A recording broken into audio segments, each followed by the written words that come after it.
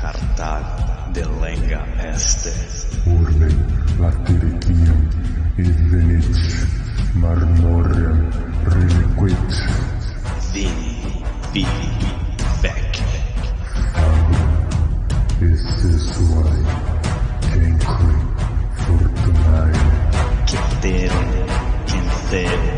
Cartagine F delendem.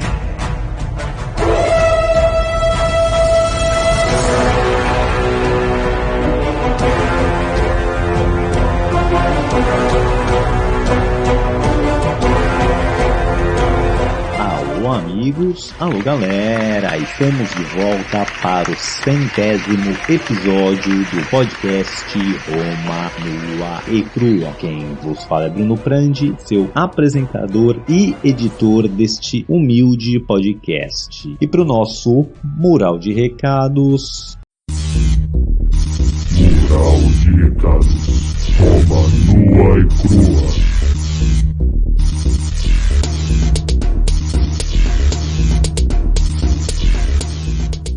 Bom, pessoal, começar agradecendo aí a todos que vêm ouvindo a gente desde dezembro de 2019, quando começou esse projeto. Então, muito obrigado, estamos chegando ao 100º episódio da história. Isso é um marco, tá certo? Então, quero agradecer a todos, principalmente aos colaboradores e você que se tocar aí, quiser ajudar, 100 episódios, quanto trabalho aqui foi colocado para chegar a essa história tão rica e tão legal para vocês. Então, quem achar que isso tem um valor e quiser mandar um qualquer para cá, agradecemos. Ei, você aí, me dá um dinheiro aí. Tem lá nossa conta no Padrim, Padrim/Roma Nua e Crua. Pessoal, também queria dizer que até o meio do ano o podcast vai estar quinzenal.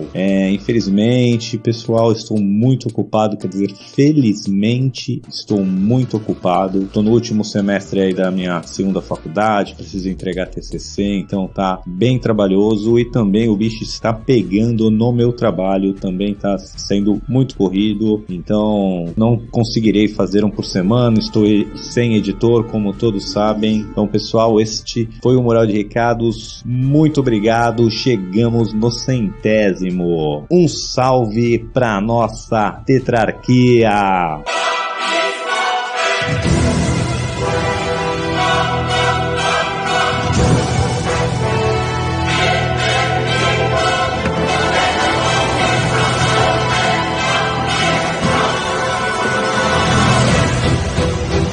Imperator Maximus Nicolas Frandi, nossos Césares Lucas Frandi, Álvaro Desidério e César Casolari. Recapitulando. No último episódio, vimos a última batalha da campanha da África, a Batalha de Thapso. Depois de muitos movimentos militares entre as tropas dos Optimates e César, César então coloca a Thapso em cerco e assim consegue trazer o exército Optimate para o seu encontro e JC consegue outra vitória espetacular. Basicamente, quase toda a liderança dos Optimates ou morre em batalha ou acaba se suicidando para não ser capturado por César. Só os filhos de Pompeu e o Labienus que sobrevivem e conseguem fugir para a província da Hispânia. O resto, o Catão, o Cipião, o rei Juba da Numídia, o Varo, todos acabam morrendo em batalha ou se suicidando.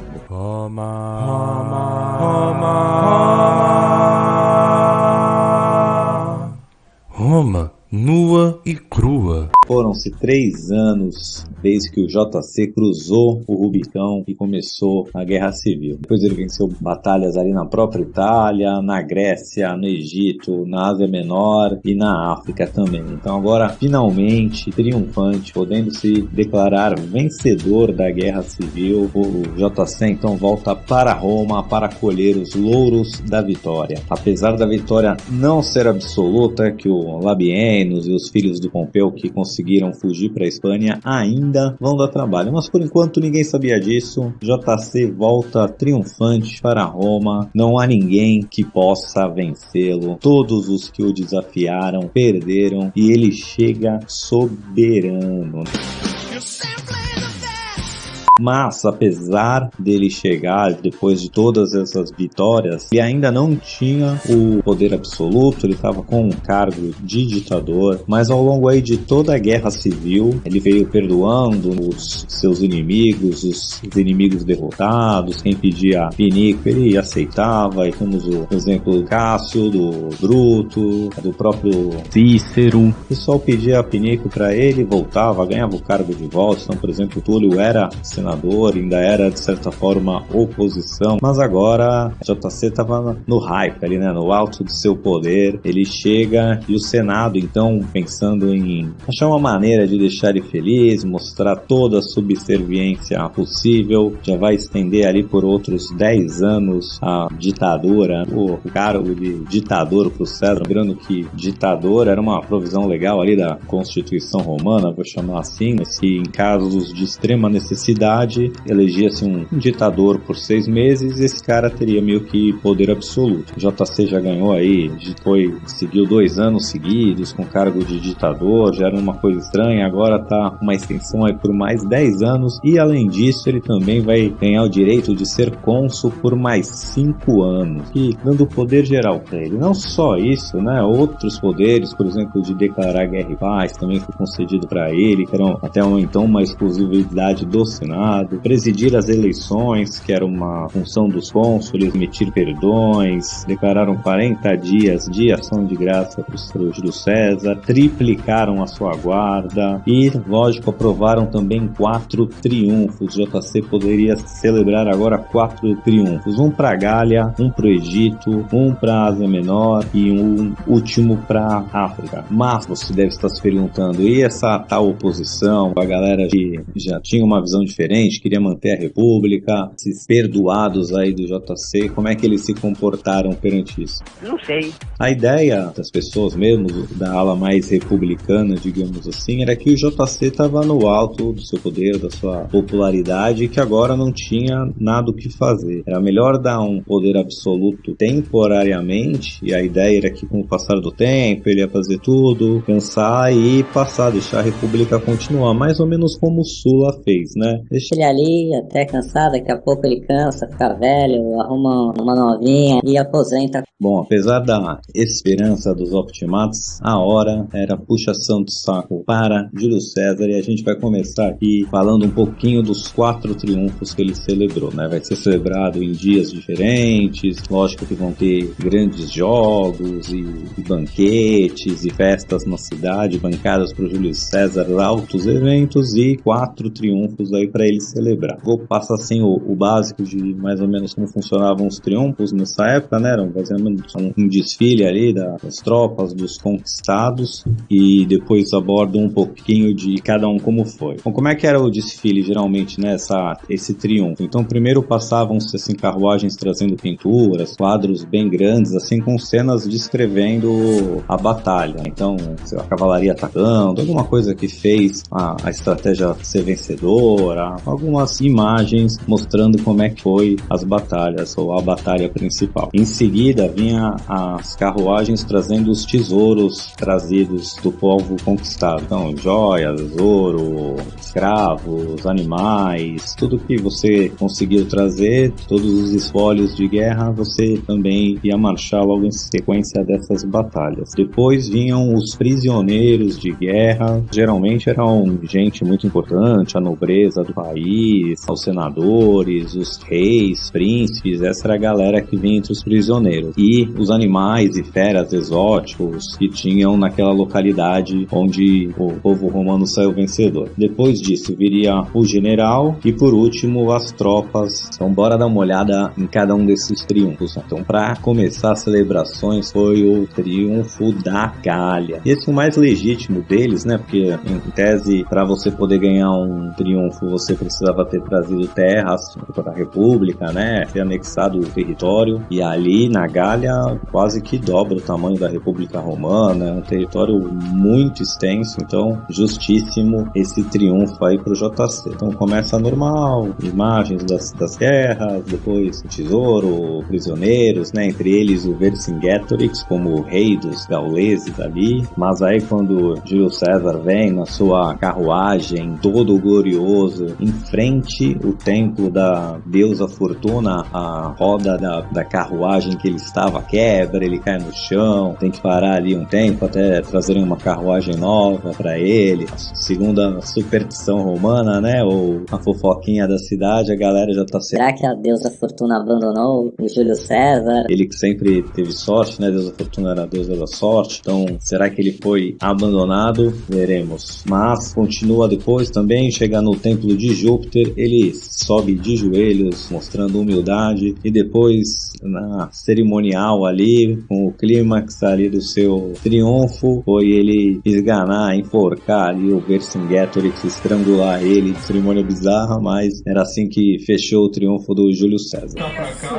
Deselegante, né? O segundo triunfo foi para celebrar a vitória sobre o Egito. Esse foi meio migué, porque assim, apesar do Júlio César consolidar o domínio de Roma sobre o Egito não foi anexado a terras romanas. E no processo de paz ali, o Júlio César até deu uma ilha para a irmã mais nova lá da Cleópatra, ela depois não poder cobrar o trono do Egito e tal. Então assim, de certa forma, até cedeu terras romanas nessa campanha, porém ele realmente colocou o Egito no bolso, de certa forma dá para comemorar, assim, mas ficou numa área um pouco mais cinzenta. E outro fato curioso, a Arsinoe, a irmã mais velha da Cleópatra, que governava junto com o Ptolomeu XIII, ela foi rainha por um tempo, né? Chegou a comandar o exército contra o Júlio César quando ele estava lá cercado em Alexandria e tal, mas ela era uma jovem, bonita, elegante, de alguma forma ali ela conquistou o povo romano, e quando o Júlio César chegou a vez dele, né, depois de desfilar ela, os quadros, as feras, o tesouro, etc., quando o Júlio César passou com a sua carruagem, o pessoal pediu para poupar a vida dela, e o Júlio César não a estrangulou como fez com o Vercingetorix. O terceiro triunfo foi da Ásia Menor, lá do Vinci. A campanha toda durou 5 dias, também não foi muita conquista de terra, foi mais expulsar os reinvasor das terras romanas, apesar de anexar ali uma cidade ou outra, não foi bem uma conquista territorial, então também um meio migué ali nessa vitória. Parece que não teve nada de muito relevante nesse triunfo em si. Acho que o fato curioso é que as tropas do Júlio César cantaram que ele era a rainha da Bitínia, fazendo menção a um apelido que ele não gostava muito, mas nada de demais neste triunfo.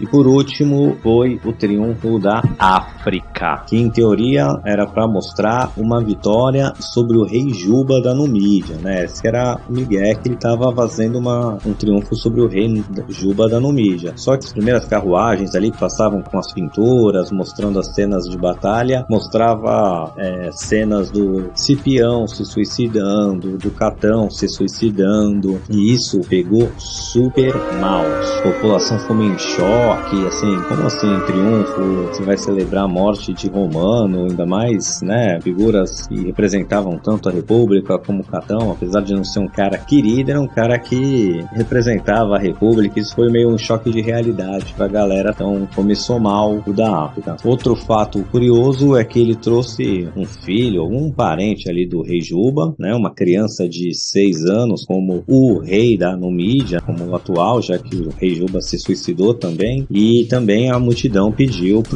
intercedeu, vou chamar assim, pela vida do guri ali, porque, 6 anos, o pessoal ficou meio que, tá louco, matar uma criança dessa? E aí o Júlio César meio que pôs ele de sacerdote de algum lugar, estudar em algum lugar, mas poupou a vida do moleque. Bom, passados 4 triunfos, a celebração, chegou a hora das recompensas. E JC, como havia prometido para os seus soldados, ia recompensá-los muito bem pelos seus serviços. Então, basicamente, aí o JC tira do bolso para cada um dos seus soldados um talento de prata. O que é um talento de prata? Difícil a gente converter hoje, mas isso dá na média ali uns 10, 15 anos de salário de um soldado. Então só ali já se tira do bolso e dá para cada um dos seus soldados um talento de prata. Isso para soldado raso, porque pros centuriões eram 2 talentos e pros oficiais 4 talentos de prata. Mas a generosidade do JC não acaba aí. Não é só pros soldados que ele vai ser generoso, é também com todos os cidadãos romanos. Ele dá ali para cada cidadão, de novo, tirando do bolso dele, o equivalente a 4 salários mínimos, ali uma média de 3, 4 salários de um trabalhador raso, vou chamar assim, mas todo cidadão romano ainda vai ganhar ali 4 salários mínimos, vamos chamar assim, de presente do JC. Tamanha a fortuna que ele trouxe dessas campanhas. Bom, além dos prêmios do próprio JC, que ele pagou para seus soldados e tal, tinham cerca de 22 mil soldados para se aposentar. E esses 22 mil soldados, isso já era lei romana, né? Quando você se aposentar, você ganharia um bônus em dinheiro e mais terras para sua família. E 22 mil soldados não é fácil de alocar de uma vez só, precisa muita terra. O JC passou uma legislação lá onde o Estado compraria terras, não posso dizer assim, com sobrepreço, com valor acima, pago com valor acima de mercado. Então todo cidadão romano que tivesse quebrado ou que tivesse muitas terras podia vender suas terras pro Estado romano com valor superfaturado, e essa terra depois ia ser usada para assentar os soldados. Bom, depois de tanto tempo de guerra civil, instabilidade também, a cidade de Roma estava uma zona cheia de mendigos, cheia de gente vagabundeando pelas ruas, sem ter muito o que fazer e com uma enorme necessidade de cargos de alta especialização, né, como médicos, professores, engenheiros, arquitetos, etc. Então o que o JC também fez para resolver esse problema? Como ele trouxe muitas novas terras, ele propôs uma legislação que pessoas com especialização, né, como eu disse, essas 3 profissões que estavam embaixo aí, que viessem, que se mudassem para Roma, ganhariam cidadania romana. E os romanos que estavam lá por baixo, sem ter o que fazer, desempregados e tal, eles também poderiam ganhar terras para se mudar para as províncias. E o que ele consegue com isso, né? Reestabelecer a cidade romana ali como um centro cultural, de tecnológico, de altas artes e tudo. E por outro lado, tirar, vou chamar aqui entre aspas, os indesejáveis ali, o pessoal que estava mais causando na cidade, dar terra para eles e espalhar ali por toda a extensão da República Romana agora, né?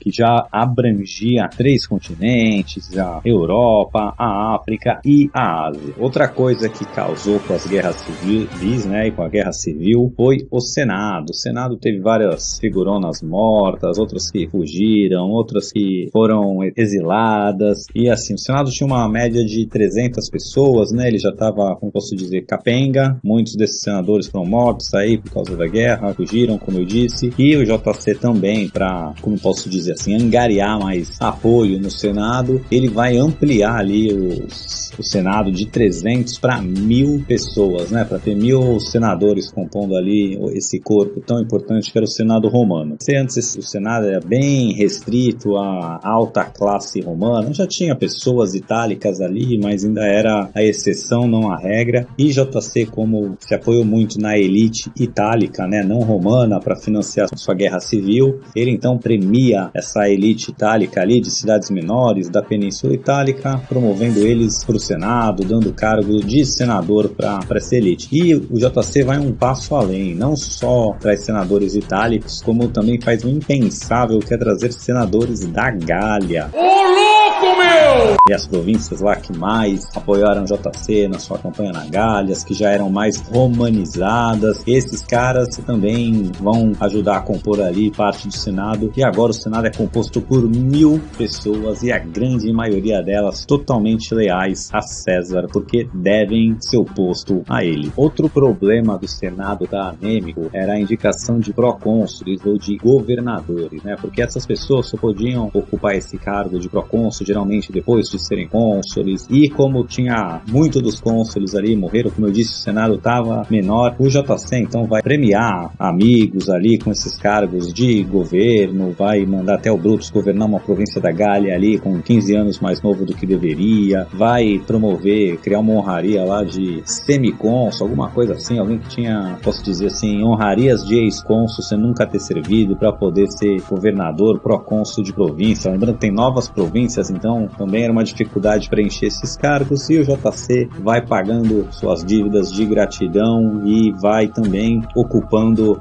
as províncias com governadores leais a ele. Mas não era só mandar os governadores lá, a gente já abordou isso aqui em outros episódios mais para trás, mas como era corrupto o sistema, já abordei isso, que uma eleição para cônsul custava muito caro, para edil, todo esse cursus honorum, essa carreira política era muito cara, e geralmente a pessoa gastava muito dinheiro para se eleger, promovendo festas, jogos, subornando pessoas, etc. E depois que ela servia de cônsul, ela ia colher a recompensa, sendo, né, procônsul de alguma província e saqueando ela ao máximo possível. Mas o JC, vendo que isso era um sistema insustentável, pois isso gerava revolta nas províncias, as províncias ficavam pobres, ficavam ressentidas com Roma, então o JC também vai passar uma série de legislações balizando como deve se comportar um procônsul, quanto dinheiro ele pode tirar, para trazer alguma ordem para essa algazarra que era ser procônsul. E outra coisa que o JC fez, né, como eu disse, muitas coisas aí ficaram abandonadas devido à guerra civil, e o JC também fez um novo censo ali, mandando o pessoal de casa em casa saber exatamente o que cada cidadão tinha, o que ele podia contribuir para o Estado, se ele estava apto a receber a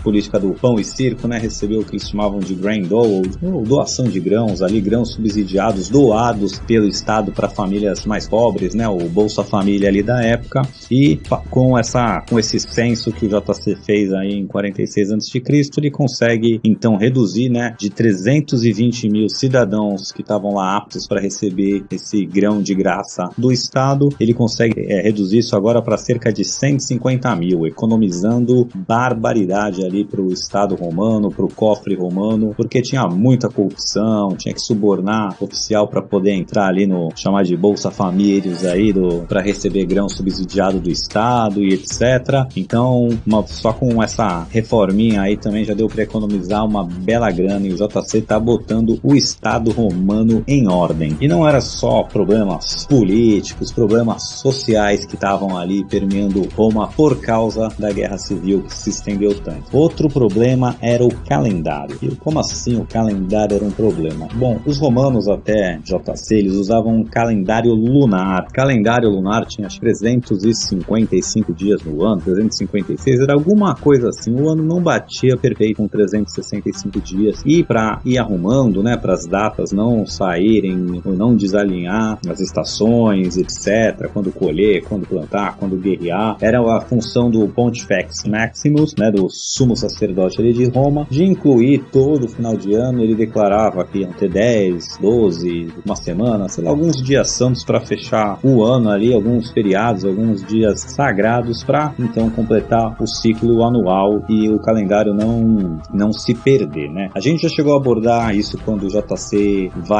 atravessa para a Grécia, perseguindo Pompeu, que ele sabe que o calendário está desatualizado, o pessoal acha que é inverno, mas o inverno ainda não tinha chegado. Bom, depois de tanto tempo, o calendário romano está cerca de 90 dias atrasados, 3 meses atrasado, adiantado, sei lá, mas está 3 meses fora, isso quer dizer uma estação inteira. Então, quando era para ser inverno, tá primavera, quando era para ser para primavera, tá verão, quando era para ser verão, tá outono. Então, tá uma confusão, o pessoal sabe que tá errado e o JC tem que corrigir isso. Mas ele quer corrigir de uma vez por todas. Por quê? Ele não quer deixar na mão de um político, né, ou de um sacerdote, essa função de ter que ficar calculando e colocando dias extras todo ano para o calendário ficar alinhado com as estações. Então ele traz um astrônomo grego que ele conhece lá no Egito, né? No Egito já se usava um calendário solar com 12 meses, com 365 dias no ano, e ele queria trazer isso para Roma, e ele traz esse astrônomo aí para ajudar ele a criar um novo calendário romano e uma nova percepção do tempo. Bom, antes o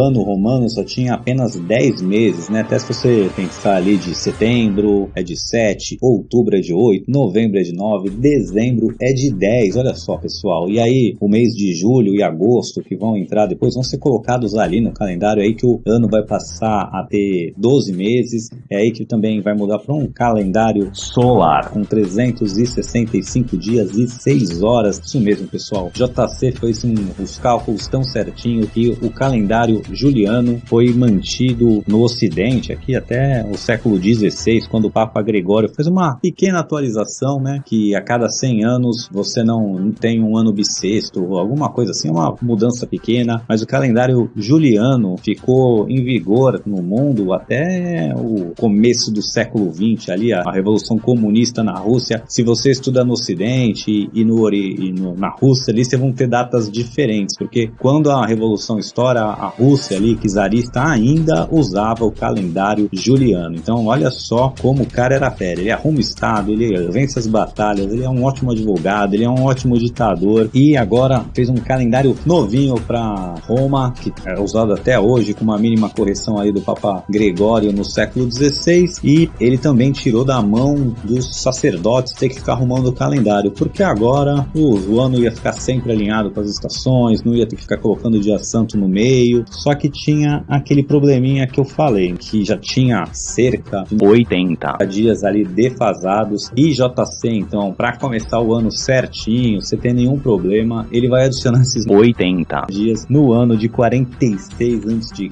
Então esse ano de 46 a.C., onde ele vence a batalha, faz os censos, as reformas, tudo isso aí no Estado Romano, esse ano teve 445 dias, mas é isso aí, pessoal. JC venceu a Guerra Civil, chegou soberano em Roma, celebrou 4 triunfos, pagou os seus soldados, arrumou terra para eles, reformou o Senado. Também eu esqueci de mencionar aqui, mas fez um plano de obras públicas aí para revitalizar não só a cidade de Roma, mas todo o Império, vou chamar de Império já, mas toda a República Romana. Arrumou o calendário, passou leis anticorrupção, reorganizou a distribuição de trigo, pagou favores. Caralho, o maluco é brabo. Porra! Mas a gente tá achando que a Guerra Civil já acabou, ela meio que já acabou, mas lá na Espanha, na província da Espanha, os filhos de Pompeu e Labieno estão juntando um exército gigantesco. Pessoal, parece que essa guerra nunca tem fim. Quando a gente acha que acabou, o JC já tá ditador, todo bombadão, todo poderoso, ainda vai surgir problema. Esse vai ser o último, pessoal. Prometo que vai ser o último dos problemas do JC, problemas bélicos, né? Depois vai ter uma conspiração ali, uma traição, mas isso a gente vê no próximo episódio. Fique com a gente e até!